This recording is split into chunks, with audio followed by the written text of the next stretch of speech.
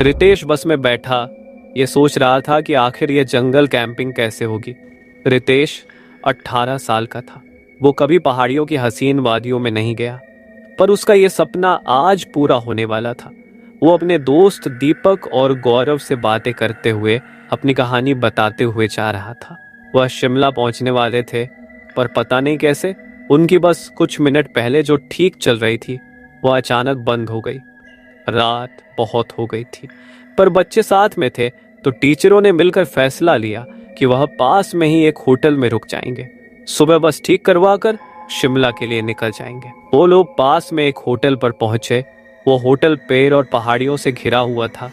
Teacher ने सब बच्चों को अलग अलग ग्रुप में बांट दिया और डिनर के बाद सब सोने चले गए। रितेश को अपने दोस्त दीपक और गौरव के साथ कमरा मिला था। वो बहुत खुश था कि उसको अपने दोस्तों के साथ रहने को मिला। रितेश, दीपक, गौरव जब अपने कमरे में गए तो उनको कमरे की खिड़की से एक तालाब दिखाई दिया। उन तीनों ने भी यह प्लान बनाया कि वो भी कुछ कारनामा करेंगे। उन्होंने सोचा कि होटल से चुपके से निकल जाएंगे और उस तालाब पर जाकर फोटो खींचकर वापस आ जाएंगे। जैसे ही और अंधेरा हुआ, वे तीनों वहां से निकल गए। वो तालाब होटल से दिखने में तो ज्यादा दूर नहीं था, पर वो तीनों को वहां जाने में आधा घंटा लग गया। वो तालाब की तरफ जा रहे थे। जंगल बहुत गहरा था और ठंड ज्यादा बढ़ चुकी थी। उसे ठंड के कारण उन तीनों की हालत खराब हो रही थी। उनमें से गौरव ने अपना फोन देखा तो वहां सिग्नल नहीं था, तो उन्होंने तालाब से होटल जाने का फैसला किया। अपने फोन की टॉर्च के सहारे होटल का रास्ता ढूंढने लगे। दीपक और गौरव जो रितेश से आगे चल रहे थे, तब उन्होंने पीछे मुड़कर देखा कि रितेश वहां था ही नहीं। तभी उन्हें अपने पास से किसी की भागने की आवाज आई। वो बहुत डर गए क्योंकि वह रितेश को अकेला नहीं छोड़ सकते। तो उन्होंने उस कदमों की आवाज का पीछा किया जो कुछ मिनट बाद बंद हो गए। रितेश उनको अभी तक नहीं दिखा था और दीपक और गौरव अब बहुत परेशान हो गए। तो तभी उन्हें कुछ आवाज आई कि कोई जमीन खोद रहा है।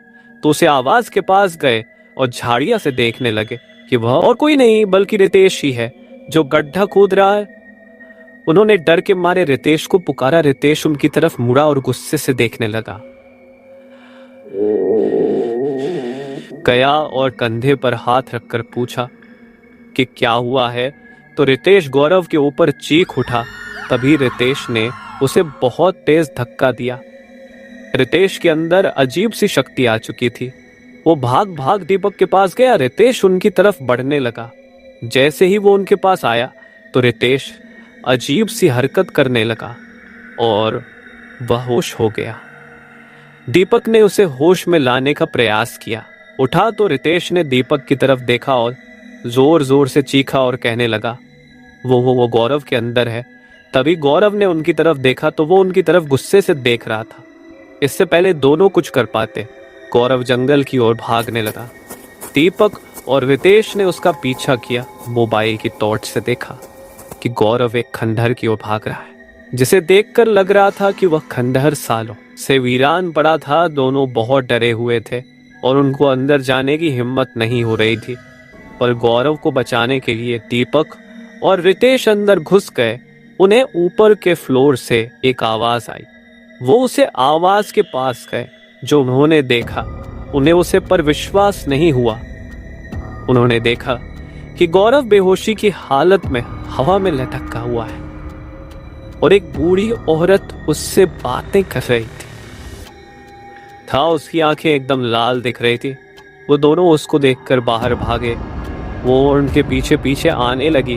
वो जब दरवाजे के पास पहुंचे तो उन्होंने मुड़ कर देखा कि वह औरत उनके पास आ रही थी। वो किसी तरह वहां से निकाल कर जंगल की ओर भागने लगे और वो भागते भागते उसे तालाब के पास आ गए। दीपक और रितेश उसे तालाब में अंदर गिर पड़े और उन्हें ऐसा लगा कि कोई उन्हें अंदर की ओर खींच रहा है। रितेश तालाब के बाहर आ गया और दीपक उसकी आंखों के सामने तालाब में डूब गया।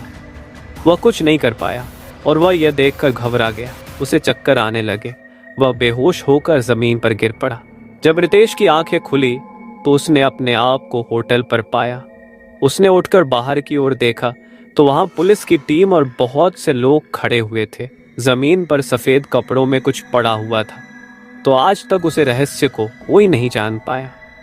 आखिर उनके साथ क्या हुआ और उसके दो दोस्त कहाँ गायब हो गए।